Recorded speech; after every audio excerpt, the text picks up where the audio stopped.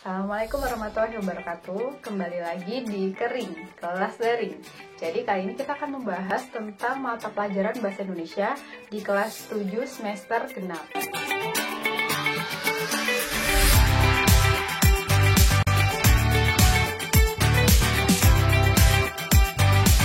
Nah, materi yang akan kita bahas yaitu tentang buku fiksi dan non-fiksi. Pasti banyak dari kalian yang belum mengetahui apa sih buku fiksi itu, apa sih buku non-fiksi itu. Jadi, buku fiksi dan non-fiksi memiliki perbedaan yang sangat mencolok.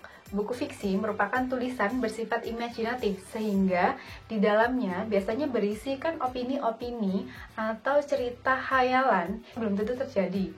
Sedangkan buku fiksi merupakan buku yang menjelaskan ilmu pengetahuan secara alamiah, sehingga di dalamnya biasanya terdapat informasi-informasi faktual yang dapat kalian gunakan sebagai referensi. Nah, sekarang kita akan membahas tentang fiksi. Fiksi itu memiliki beberapa jenis. Ada 5 jenis fiksi yang harus kalian ketahui. Yang pertama, roman. Kedua, novel. Ketiga, kumpulan cerpen. Keempat, kumpulan dongeng. Kelima, kumpulan puisi. Jadi, kelima tersebut merupakan jenis dari fiksi. Banyak yang sering kalian jumpai seperti novel Laskar Pelangi, kemudian Negeri Lima Menara, dan lain sebagainya. Fiksi itu memiliki beberapa unsur. Kita akan membahas unsur pertama, yaitu unsur fisik. Unsur fisik dibagi menjadi 5 aspek. Yang pertama adalah judul buku.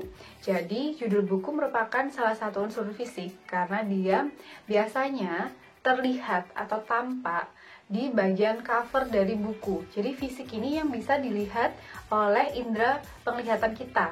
Nah, yang kedua itu pengarang. Nah, pengarang biasanya penulisannya diletakkan di cover yang bisa kita lihat sebelum kita membaca isinya. Yang ketiga, penerbit. Penerbit adalah perusahaan percetakan yang menerbitkan buku tersebut dan biasanya juga tertulis di halaman awal buku.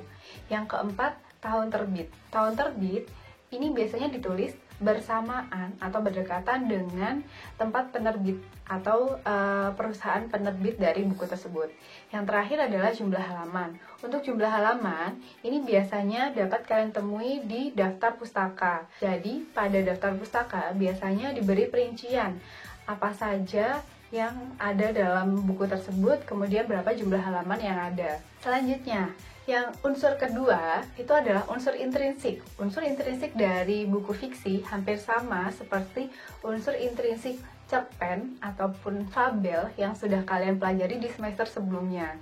Jadi unsur intrinsik meliputi tema, kemudian tokoh dan penokohan, yang ketiga alur, latar, dan amanat. Nah, yang pertama, tema. Tema adalah dasar cerita atau topik yang diangkat di dalam sebuah buku ataupun novel. Yang kedua, tokoh dan penokohan.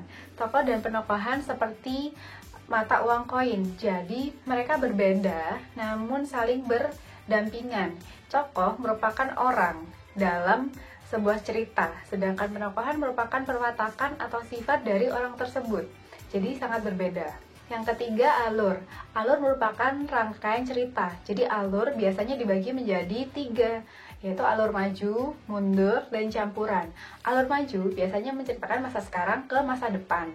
Alur mundur biasanya menceritakan masa lalu terlebih dahulu, kemudian kembali ke masa sekarang. Sedangkan untuk alur campuran, itu biasanya menceritakan masa lalu terlebih dahulu, kemudian dia ke masa sekarang, dan menuju masa depan.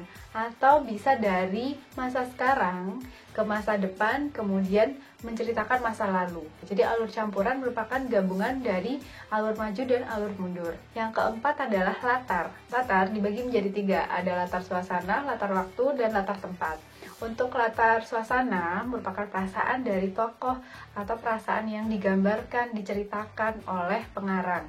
Sedangkan latar waktu biasanya meliputi pagi, siang, sore, malam hari dan dapat diceritakan secara implisit ataupun eksplisit. Yang ketiga, latar tempat. Latar tempat merupakan tempat atau lokasi yang diceritakan atau yang digunakan sebagai setting dari cerita. Yang terakhir adalah amanat. Amanat merupakan pesan yang disampaikan oleh pengarang. Biasanya pesan tersebut dituliskan secara implisit ataupun eksplisit. Jadi pembaca dapat memahaminya ataupun membaca langsung pesan tersebut di teks atau di bacaan. Yang ketiga, unsur ekstrinsik. Unsur ekstrinsik merupakan unsur yang berada di luar dalam cerita. Nah, unsur ekstrinsik ini biasanya meliputi latar belakang dari pengarang, kemudian kondisi sosial budaya pengarang. Yang ketiga, keadaan alam sekitar. Kondisi sosial pengarang atau siapa pengarang tersebut dapat melatar belakangi atau menjadi alasan sebuah karya itu diciptakan. Selanjutnya, kita akan membahas non-fiksi. Non-fiksi yang merupakan penjelasan dari ilmu pengetahuan yang bersifat ilmiah ataupun eksak. Ini biasanya mengandung informasi-informasi faktual atau data-data.